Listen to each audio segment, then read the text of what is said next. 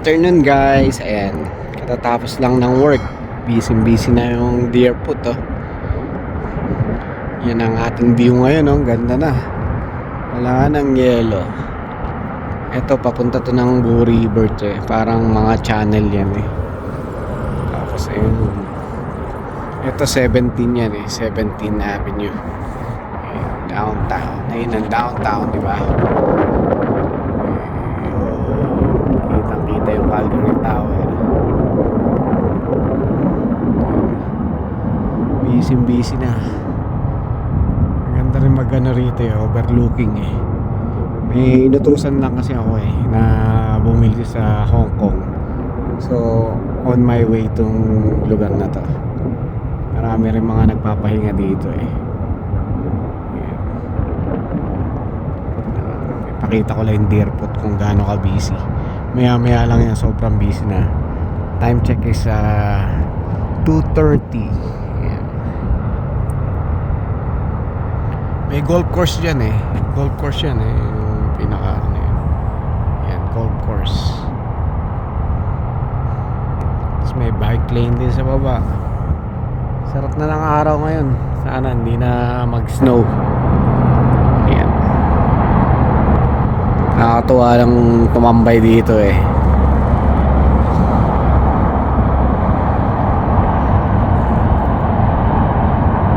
Ayan. Pili tayo ng mga panghalo-halo. Siyempre, bulangan.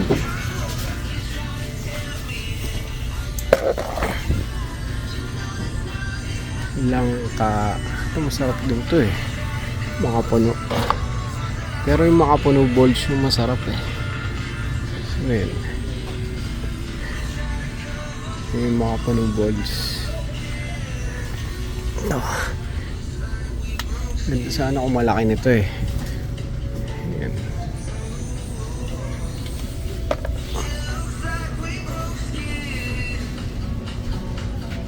Natatig ako mga puno Milo. Ito yung mga cereal. Ano cereal din?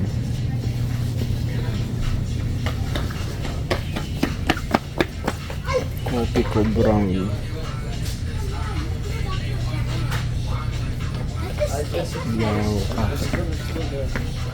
Wow.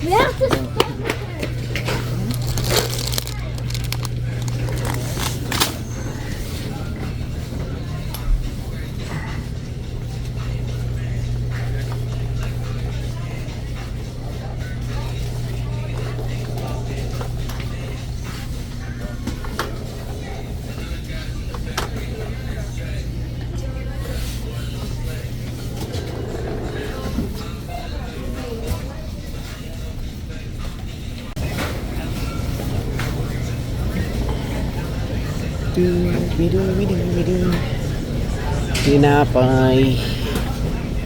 Saan ba to?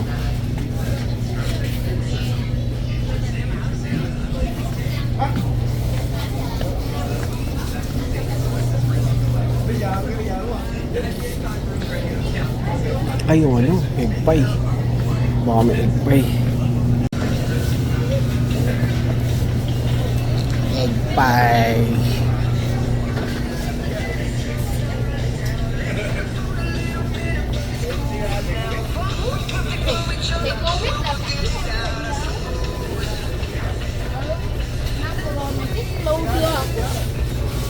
Năm vừa rồi mày chích lưu chưa? Thôi mày chích cảm chưa? Mày chích cảm chưa? Trời ơi, năm nào cũng phải chích đi.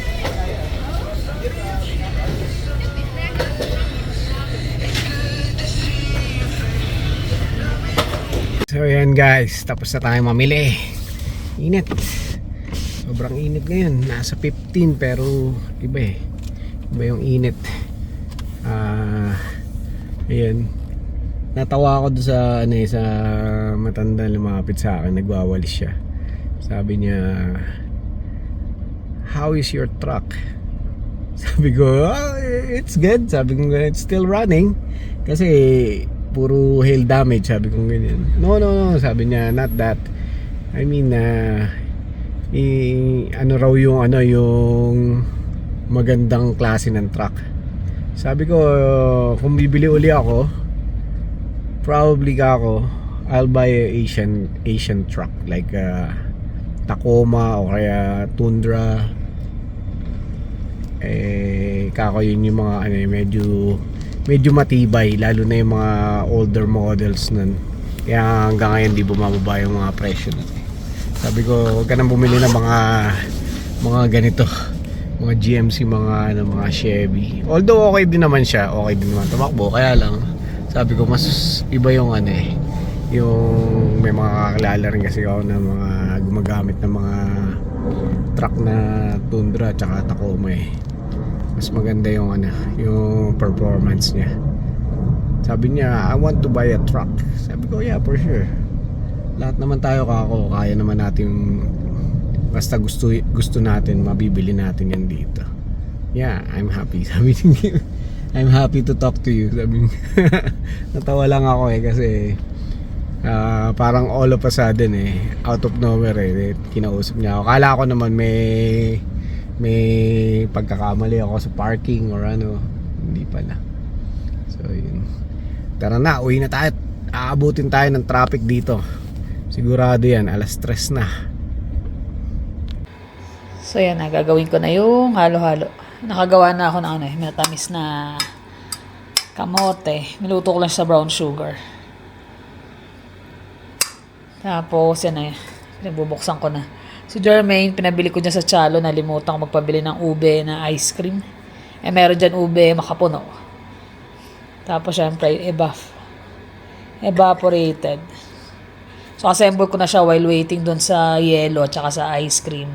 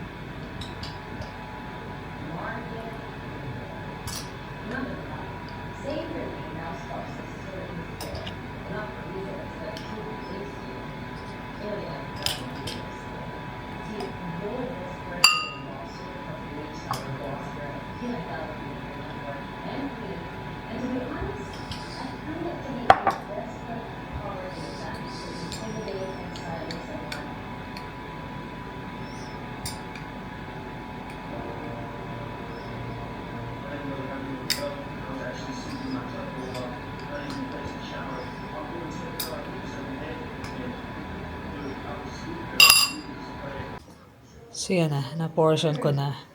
Dito na rin si Jermaine. Ito yung ice cream na meron dyan sa Chalo. Mas masarap pa rin syempre yung natin, Magnolia at saka Selecta. Pero okay din naman ang lasa nito. At ito, eye shaver, tagal na yan. Nabili pa namin to, nasa apartment kami. Every summer talaga nagagamit namin yan.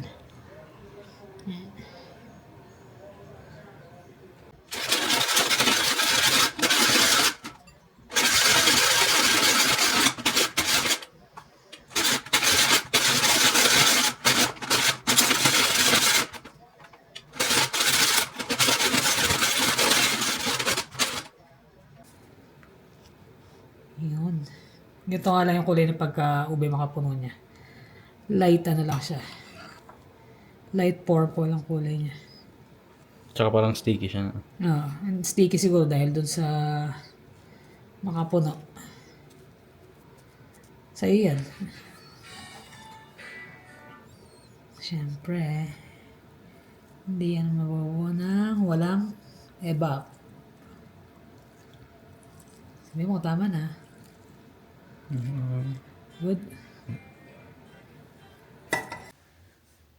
Ayun Pahinga-pahinga na Ay naka. Pasok na naman. Pasok na naman. Pero off na ako bukas. Siya may pasok pa. Pero nagre-ready kami para do sa sa siguro yung parang day trip. Baka makalarga. Ngayon na lang namin gabi naisip sabi niya, wala naman daw silang gagawin sa work bukas. Puro linis lang sila since kanina na. Pagod din maglinis eh. Hindi, pinatan niya last time sa inyo paano nila linisin, di ba? Minamaso namin. Tinitik-tik nila yung mga pintura. Pintura over. Kaya pero natapos na kanina. Yung pinakamatinding babasagin na mga So bukas, halos wala na. halos walis-walis na kayo. Tsaka lalatagan ng mga mga papel na para protection sa semento. Yun na lang. Kaya sabi niya, pwede siyang mag-half day bukas. So, plan niya is mag-out siya ng 10 o'clock. 10 ng umaga. Yan. Tsaka napakita ko sa kanila yung Yung, yung doon sa may 17 Ave. Yung overlooking na na Deerfoot. Deerfoot. Tsaka ng downtown. Nakita mo yung downtown doon eh. maganda weather kanina eh. Ah, Hindi ganun kainit, hindi ganun kalamig. Pabili siya ng mga May order kasi ako bukas, pero dahil nga pwede ko naman siyang lutuin ng maaga. Kaya sabi ko sa kanya, confirm mo kung tutuloy tayo bukas. Para maluto ko siya ng maaga. Yeah. And naman, kasi piprito, saglit lang si Jermaine nilang papagprituhin ko. Pero kailangan ko siya ready before kami umalis. kailangan din natin sa mga sa pangtanggal ng stress. Correct. Yung mga ganun.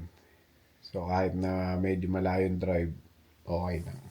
Tsaka lalo to lately, mga ilang linggo na busy. Kasi kami sa trabaho, sunod-sunod na event namin. May cruise week, may Kami rin eh. buffet, may mga resident survey, so may mga special dinner. So sobrang busy. Tapos sila ngayon na lang sila. Kaya sila nakapaglinis. Pero after niya, Sa week na yan. Monday, meron na naman. Dami na naman eh. Kaya sabi nga namin, sige nga, pag half day ka na nga lang. Wala namang ginagawa, di spend na lang natin time na makapamasyal. Makalanghap ng ng sariwang hangin. Yan. Importante sa atin yun, lalo na't na lagi tayo nasa industrial city na, lalo na sa amin. Parang nakakulong ka lang doon, puro yun lang yung makikita mo, mga tubo, at least makakita mo naman nature. Tsaka lalo ngayon, ganda na ng panahon di samantalahin. Sana lang walang masyadong tao para Wala pa siguro yun. Kung Sabado yan. medyo malamig pa eh, no? Friday pa lang, baka kukonti pa lang ang pumunta. Ah. Kaya nga sabi ko, baka mag-ano lang kami. Para kasi, total, magtatrabaho siya. Mag-Canmore na lang kami. Summer sa Canmore. Undecided pa kung saan. Pero, doon kami, mas malapit. 1 oras mahigit lang, di ba? 1 oras lang yun.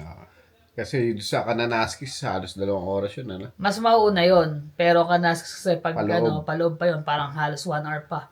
Kaya naabot ng 2 oras pag doon kami sa paborito naming spot, yung Upper Lake. Kasi sabi namin, yung summer malapit, lalo magtatrabaho siya. So, syempre siya Medyo magdadrive. limited na yung oras namin. Tsaka first time namin, alis na ganitong oras na. Usually lang tayo umaga. Usually pasikat pa lang araw eh. Sarap yung feeling pag sa morning. Yun nga lang, kapag umaga kasi, Sobrang lamig. sobrang lamig pa lalo sa Kahit ganitong summer. panahon. Kahit summer, Oo. malamig pa rin. Ay, lalo ngayon. Oo. Diba? Negative pa eh. Kaya masarap yung tipong ganyan, mainit na. Sakto 3 days off ako kasi dapat Sunday, pasok ako. Pero dahil nga 3 kami magtatrabaho, so kailangan may isang giveaway ng shift. Sabi ko ba, Sunday?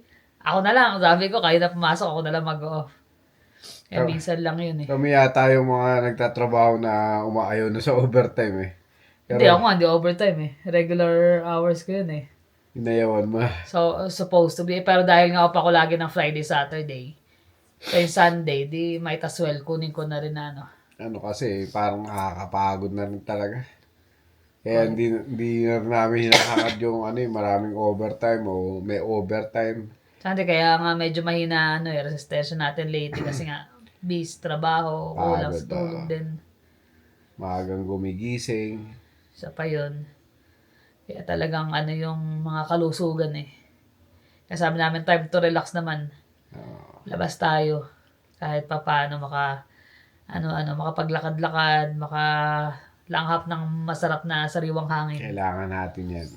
Although dito, maganda naman ang weather talaga. Tsaka hindi naman polluted ang Canada. Pero iba pa rin pag nandun ka sa mga bundok eh. Oo. Marinig mo yung, yung hangin, yung Yung mga lagastas ibon. ng tubig, yung pag gumaano yung mga puno, di ba? Sama namin kayo. Balitaan namin kayo kung anong meron doon. Pero hindi namin alam kung saan pa. Pero within Canmore lang ngayon o kaya Kananaskis. Pwede pa magbago, pero tumitingting pa rin ako eh. Pero most probably doon kasi nang malapit-lapit. Siya ang navigator o tigahanap ng mga kung saan pupunta ako yung driver. Siya nagdadrive. Ayaw siya nagdadrive eh. Wala atang tiwala sa akin. Ayaw lang kita mapagod. Kahit antok na yan. Pagka magdadrive, ako na. Hindi, ako lang. Okay lang. Ay, nako. Yan talaga. Ako tiga-basa lang ng GPS. Huwag lang mawawala ng signal. Patay na pag nawala ng signal. So, ayun. Balitaan namin kayo bukas. Sama namin kayo sa ating pupuntahan. Tsaka, happy birthday pala sa akin pamangkin na si Bugoy. Happy birthday. Advance. Paano? Maraming salamat guys sa inyong panonood. Ingat kayo lagi. See you on the next vlog. Bye.